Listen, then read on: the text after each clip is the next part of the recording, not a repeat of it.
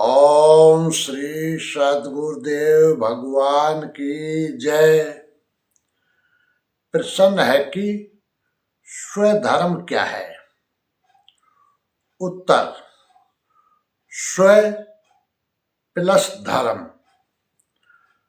स्व अर्थात स्वयं, खुद की क्षमता, आदत, प्रकृति, स्वभाव, और धर्म अर्थात परमात्मा को प्राप्त करना, अर्थात स्वयं के क्षमता अर्थात स्वयं स्वभाव के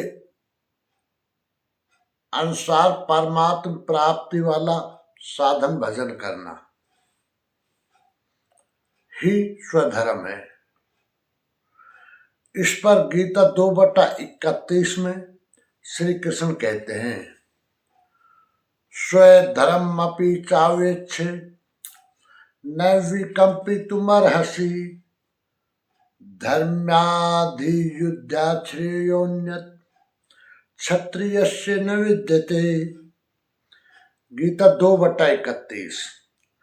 अर्जुन, स्वधर्म देखकर भी तू भय करने योग्य नहीं है, क्योंकि धर्म संयुक्त युद्ध से बढ़कर अन्य कोई परम कल्याणकारी मार्ग क्षत्रिय के लिए नहीं है। अभी तक तो आत्मा शाश्वत है, आत्मा सनातन है, वही एकमात्र धर्म है कहा गया है। अब ये स्वधर्म कैसा? धर्म एकमात्र आत्मा ही है, वह तो अचल स्थिर है। तो धर्माचरण क्या? वस्तुतः इस आत्म पथ में प्रवृत्त होने की क्षमता हर व्यक्ति की अलग अलग होती है। स्वभाव से उत्पन्न इस क्षमता को स्वधर्म कहा गया है। अर्जुन क्षत्रिय श्रेणी का साधक है। श्री कृष्ण कहते हैं कि क्षत्रिय श्रेणी के साधक के लिए युद्ध के अतिरिक्त कोई कल्याणकारी रास्ता है ही नहीं। अर्जुन, अपने स्वभाव से उत्पन्न इस युद्ध में प्रवृत्त होने की अपनी क्षमता को देखकर भी तू भय करने योग्य नहीं है। इससे बढ़कर दूसरा कोई कल्याणकारी कार्य क्षत्रिय के लिए नहीं है। गीता 3/33 में योगेश्वर कहते हैं, सततं चेष्टे स्वेच्छा प्रकृतिर्ज्ञानवानपि प्रकृतिं यान्ति भूतानि निग्रह किम करिष्यति। गीता 3/33। सभी प्राणी अपनी प्रकृति को प्राप्त होते हैं, अपने स्वभाव से परवश होकर कर्म में भाग लेते हैं। प्रत्यक्षदर्शी ज्ञानी भी अपनी प्रकृति के अनुसार चेष्टा करता है। प्राणी अपने कर्मों में बरतते हैं और ज्ञानी अपने स्वरूप में। जैसा जिसकी प्रकृति का दबाव है वैसा ही कार्य करता है, ये स्वयं सिद्ध है। इसमें निराकरण कोई क्या करेगा? यही कारण है कि सभी लोग मेरे मत के अनुसार कर्म में प्रवृत्त नहीं हो पाते। वे आशा, ममता, संताप का, दूसरे शब्दों में राग द्वेष का त्याग नहीं कर पाते, जिससे कर्म का सम्यक आचरण नहीं हो पाता। इसी को और स्पष्ट करते हुए गीता 3/34 में दूसरा कारण बताते हैं, इंद्रियस्येन्द्रियस्यार्थे राग देशौ व्यवस्थितौ तयोर्न समागच्छे तो हैस्य परिपंथनौ। गीता 3/34। इंद्रिय और इंद्रियों के भोगों में राग और द्वेष स्थित है। इन दोनों के वश में नहीं होना चाहिए, क्योंकि इस कल्याण मार्ग में कर्मों से छूट जाने वाली प्रणाली में ये राग और द्वेष दुर्धर्ष शत्रु हैं। आराधना का अपहरण कर ले जाते हैं। जब शत्रु भीतर है तो बाहर कोई किसी से क्यों लड़ेगा। शत्रु तो इंद्रिय और भोगों के संसर्ग में है, अंतःकरण में है। अतः ये युद्ध भी अंतःकरण का युद्ध है, क्योंकि शरीर ही क्षेत्र है जिसमें सजातीय और विजातीय दोनों प्रवृत्तियां, विद्या और अविद्या रहती हैं, जो माया के दो अंग हैं। इन्हीं प्रवृत्तियों का पार पाना, सजातीय प्रवृत्तियों को साध कर विजातीय का अंत करना युद्ध है। विजातीय समाप्त होने पर सजातीय का उपयोग समाप्त हो जाता है। स्वरूप का स्पर्श करके सजातीय का भी उसके अंतराल में विलय हो जाना। इस प्रकार प्रकृति का पार पाना युद्ध है, जो ध्यान में ही संभव है। इस राग और द्वेष के शमन में समय लगता है, इसलिए बहुत से साधक क्रिया को छोड़कर सहसा महापुरुष की नकल करने लग जाते हैं। श्री कृष्ण गीता 3/35 में इससे सावधान करते हैं। श्रेयान स्वधर्मो विगुणे पर धर्मात् स्वनुष्ठितात् स्वधर्मे निधनम श्रेय पर धर्मो भयावह। गीता 3/35। एक साधक 10 वर्ष से साधना में लगा हुआ है और दूसरा आज साधना में प्रवेश ले रहा है। दोनों की क्षमता एक जैसी नहीं होगी। प्रारंभिक साधक यदि उसकी नकल करता है तो नष्ट हो जाएगा। इसी पर श्री कृष्ण कहते हैं कि अच्छे प्रकार आचरण किए हुए दूसरे के धर्म से गुण रहित भी अपना धर्म अधिक उत्तम है। स्वभाव से उत्पन्न कर्म में प्रवृत्त होने की क्षमता स्वधर्म है। अपनी क्षमता के अनुसार कर्म में प्रवृत्त होने से साधक एक न एक दिन पार पा जाता है। अतः स्वधर्माचरण में मरना भी परम कल्याणकारी है। जहां से साधन छूटेगा, शरीर मिलने पर वहीं से पुनः आरंभ होगा। आत्मा तो मरता नहीं, शरीर अर्थात वस्त्र बदलने से आपके बुद्धि विचार बदल तो नहीं जाते। आगे वालों की तरह स्वांग बनाने से साधक भय को प्राप्त होगा। भय प्रकृति में है, परमात्मा में नहीं। प्रकृति का आवरण और घना हो उठेगा। इस भगवत पथ में नकल का बाहुल्य है। पूज्य महाराज जी को एक बार आकाशवाणी हुई कि अनसुईया जाकर रहें, तो जम्बू से चित्रकूट आए और अनसुईया के घोर जंगल में निवास करने लगे। बहुत से महात्मा उधर से आते जाते थे। एक ने देखा कि परमहंस जी दिगंबर नंग धड़ंग निवास करते हैं, उनका सम्मान है, तो तुरंत उन्होंने कौपिन फेंका, दंड कमंडल एक अन्य महात्मा को दे दिया और दिगंबर हो गए। कुछ काल बाद आए तो देखा परमहंस जी लोगों से बातें भी करते हैं गालियां भी देते हैं। महाराज जी को आदेश हुआ था कि भक्तों के कल्याणार्थ कुछ ताड़ न दिया करें, इस पथ के पथिकों पर निगरानी रखें।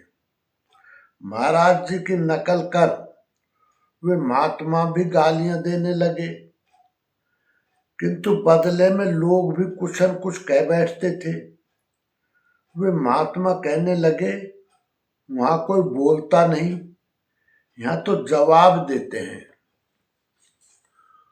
2-1 साल बाद लौटे तो देखा कि परमहंस जी गद्दे पर बैठे हैं, लोग पंखा झल रहे हैं, चंवर चल रहे हैं। उन्होंने जंगल के ही एक खंडर में तख्त मंगाया, गद्दे बिछवाए, 2 आदमियों को चंवर चलाने के लिए नियुक्त कर दिया। हर सोमवार को भीड़ भी लगने लगे कि पुत्र चाहिए तो 50 रुपए, पुत्री चाहिए तो 25 रुपए, किंतु उगरे अंत न हुए निबाहु। 1 महीने में ही कौड़ी के 2 होकर चल दिए। इस भगवत पथ में नकल साथ नहीं देता। साधक को स्वधर्म का ही आचरण करना चाहिए। एक ही कर्म पथ को महापुरुषों ने 4 श्रेणियों में बांट दिया: निकृष्ट, मध्यम, उत्तम और अति उत्तम। इन श्रेणी के साधकों को क्रमशः शूद्र, वैश्य, क्षत्रिय और ब्राह्मण की संज्ञा दी। शूद्र वाली क्षमता से कर्म का आरंभ होता है और साधना क्रम में वही साधक ब्राह्मण बन जाता है। इससे भी आगे जब वो परमात्मा में प्रवेश पा जाता है तो न ब्राह्मणों न क्षत्रिय न वैश्यो न शूद्र चिदानंद रूप है शिवोहम शिवोहम, वो वर्णों से ऊपर हो जाता है। यही श्री कृष्ण भी कहते हैं कि चातुर्वर्ण्यम मया सृष्टम, 4 वर्णों की रचना मैंने की। तो क्या जन्म के आधार पर मनुष्यों को बांटा? श्री कृष्ण कहते हैं नहीं, गुण कर्म विभाग से गुणों के आधार पर कर्म बांटा गया। कौन सा कर्म? क्या संसारिक कर्म? श्री कृष्ण कहते हैं नहीं, नियत कर्म। नियत कर्म क्या है? वह है यज्ञ की प्रक्रिया, जिसमें होता है श्वास में प्रश्वास का हवन, प्रश्वास में श्वास का हवन, इंद्रिय संयम इत्यादि, जिसका शुद्ध अर्थ है योग साधना, आराधना। आराध्य देव तक पहुंचाने वाली विधि विशेष ही आराधना है। इस आराधना कर्म को ही 4 श्रेणियों में बांटा गया। जैसी क्षमता वाला पुरुष हो उसे उसी श्रेणी से आरंभ करना चाहिए। यही सबका अपना अपना स्वधर्म है। यदि वह आगे वालों की नकल करेगा तो भय को प्राप्त होगा, सर्वथा नष्ट तो नहीं होगा, क्योंकि इसमें बीज का नाश तो नहीं होता। हाँ, वो प्रकृति के दबाव से भयाक्रांत दीनहीन अवश्य हो जाएगा। शिशु कक्षा का विद्यार्थी स्नातक कक्षा में बैठने लगे तो स्नातक क्या बनेगा? वो प्रारंभिक वर्णमाला से भी वंचित रह जाएगा। भगवान श्री कृष्ण गीता 18/45 में कहते हैं, स्वे स्वे कर्मणे भीरते संसिद्धिम लभते नरे, स्वे कर्म निरतय सिद्धि। यथा विन्दति तच्छृणु। अपने अपने स्वभाव में पाई जाने वाली योग्यता के अनुसार कर्म में लगा हुआ मनुष्य संसिद्धि भगवत प्राप्ति रूपी परम सिद्धि को प्राप्त होता है। पहले भी कह आए हैं, इस कर्म को करके तू परम सिद्धि को प्राप्त होगा। कौन सा कर्म करके? अर्जुन, तू शास्त्र विधि से निर्धारित कर्म अर्थात यज्ञात कर्म कर। अब स्वकर्म करने की क्षमता के अनुसार कर्म में लगा हुआ मनुष्य परम सिद्धि को जिस प्रकार प्राप्त होता है वह विधि तू मुझसे सुन, ध्यान दे। गीता 18/46 में स्वधर्म से कर्म की प्रेरणा देते हैं। यतः प्रवृत्तिर्भूतानां येन सर्वमिदं ततं स्वकर्मणा तमभ्यर्च्य सिद्धिं विन्दति मानव। गीता 18/46। जिस परमात्मा से सब भूतों की उत्पत्ति हुई है, जिससे ये संपूर्ण जगत व्याप्त है, उस परमेश्वर को स्वकर्मणा अपने स्वभाव से उत्पन्न हुए कर्म के द्वारा अर्चन कर मानव परम सिद्धि को प्राप्त होता है। अतः परमात्मा की भावना, परमात्मा का ही सर्वांगीण अर्चन और क्रम से चलना आवश्यक है।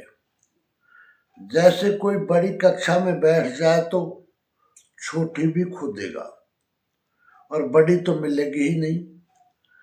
अतः इस कर्म पथ पर सोपान से चलने का विधान है। जैसे 3/35 में इसी पर पुनः बल देते हुए कहते हैं कि आप अल्पज्ञ ही क्यों न हो, वहीं से आरंभ करें। वह विधि है परमात्मा के प्रति समर्पण। गीता 18/47 में श्री कृष्ण कहते हैं, श्रेयान् स्वधर्मो विगुणे पर धर्मात् स्वनिष्ठितात् स्वभाव नियतम कर्म कुर्वन्नाप्नोति किल्बिषम्। गीता 18/47। अच्छी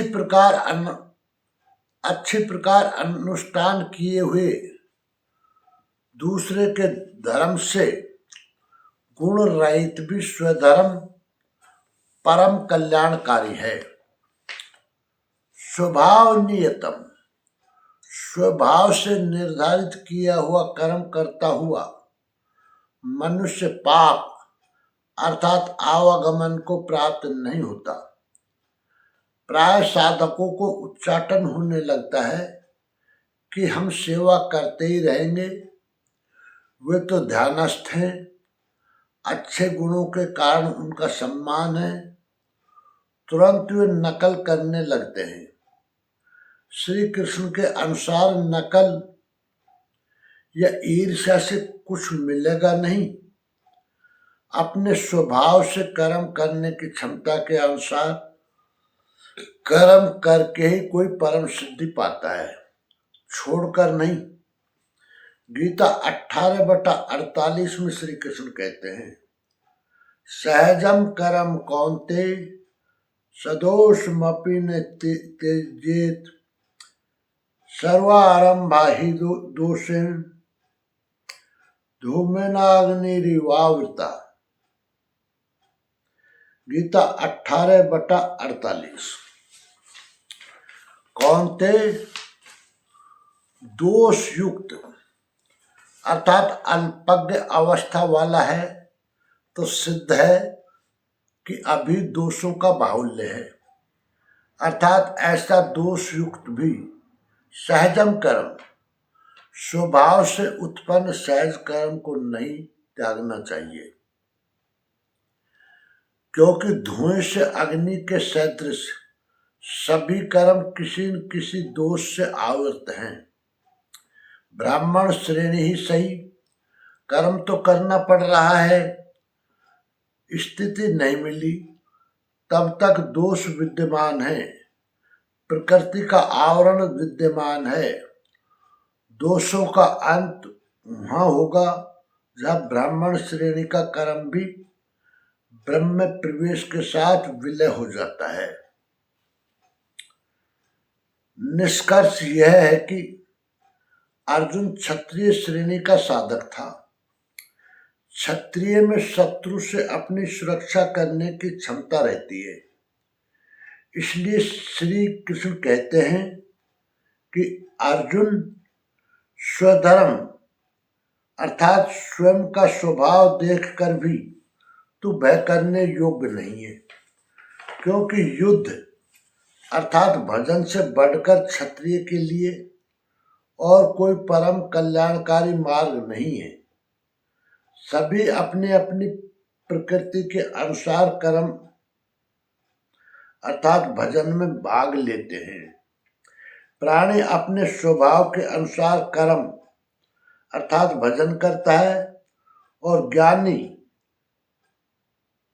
अर्थात परमात्म प्राप्त महापुरुष अपने स्वरूप में बरतता है। इंद्रिय और इंद्रियों के भोगों में राग और द्वेष स्थित है, इनके वश में नहीं होना चाहिए। ये कल्याण पथ के दुर्धर्ष शत्रु हैं, साधना का अपहरण कर ले जाते हैं। इसलिए श्री कृष्ण सावधान करते हुए कहते हैं कि साधक को अपने स्वधर्म के अनुसार ही साधन कर्म अर्थात भजन करना चाहिए। आगे वालों की नकल करने से साधक आवागमन को प्राप्त होता है।